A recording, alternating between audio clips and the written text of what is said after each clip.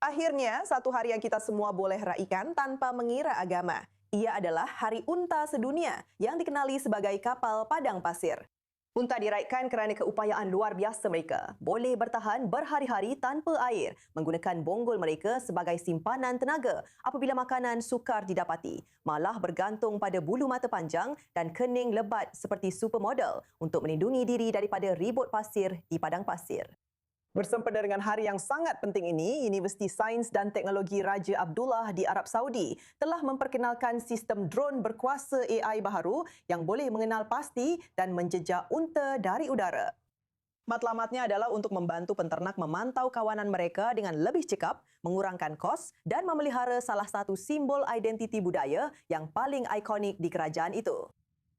Untuk membincangkan lebih lanjut, bersama kita sekarang ialah Valerie Crenshaw, Setiausaha Agong North American Camel Ranch Owners Association.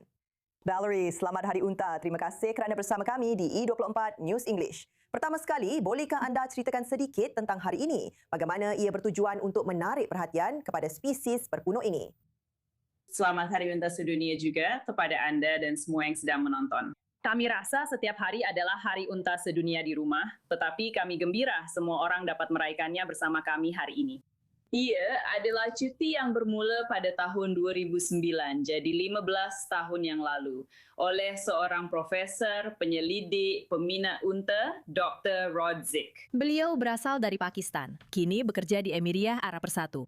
Dan beliau berpendapat kita perlukan satu hari di mana kita benar-benar dapat menghargai apa yang unta lakukan untuk budaya, apa yang mereka lakukan untuk industri, dan apa yang telah mereka sumbangkan kepada sains. Jadi beliau memilih hari ini kerana ia adalah salah satu hari yang lebih panas, lebih mencabar, panjang dan panas di hemisfera utara. Jadi beliau berkata, inilah hari-hari yang sangat sesuai untuk menunjukkan betapa hebatnya unta boleh menyesuaikan diri dengan iklim mereka. Jadi inilah hari kita. Kita berada betul-betul di pertengahan tahun sebenarnya dan kita sedang merayakan unta di seluruh dunia. Saya suka melihatnya dan awak memang betul. Kami melihat sendiri di Timur Tengah ini betapa mudahnya mereka menyesuaikan diri dengan iklim seperti ini. Dengan teknologi baharu yang Arab Saudi perkenalkan ini, maksud saya, bagaimana ia boleh membantu menyokong para penggembala unta? Apakah cabaran utama sekarang bagi penternak dan pendembala dalam hal unta? Saya rasa terdapat banyak cabaran dan sudah tentu ia bergantung kepada kawasan anda, budaya anda dan bagaimana anda menggunakan unta-unta tersebut. Tetapi teknologi ini tahniah kepada universiti dan para penyelidik ini yang sentiasa memberi perhatian kepada unta dan membantu kami memajukan industri ini di seluruh dunia. Saya rasa apa yang mereka lakukan ialah mereka mendengar kepada orang-orang yang benar-benar menguruskan unta. Orang-orang yang berada di lapangan, jika anda faham maksud saya. Yang sentiasa memerhati dan bekerja dengan unta setiap hari. Dan mereka telah mendengar, anda tahu, unta akan berjalan jarak yang jauh apabila diberi peluang setiap hari. 50 hingga 60 kilometer. Jadi itu memang banyak untuk dipantau. Mereka tidak berada di dalam kandang atau di padang ragut. Jadi mereka cuba untuk memantau sekumpulan besar haiwan yang akan keluar dan merayau-rayau. Mereka akan mencari makanan dan mereka bergerak dengan pantas. Ramai orang fikir unta itu perlahan, tapi sebenarnya tidak.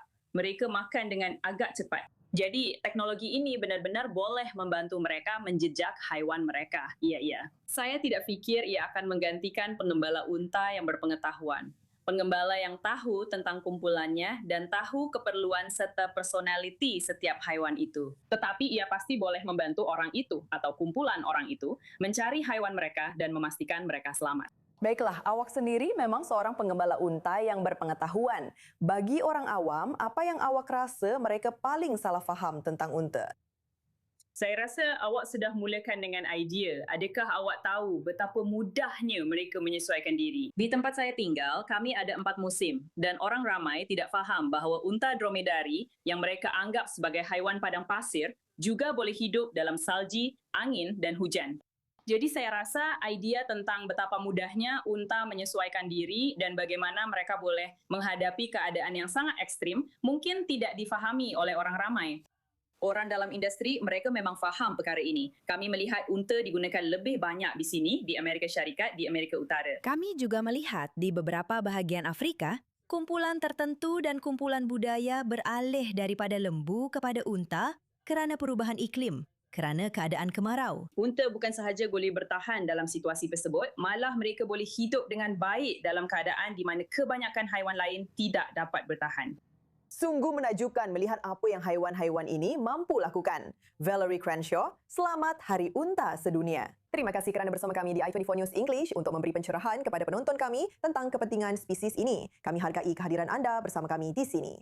Terima kasih banyak. Selamat Hari Unta Sedunia.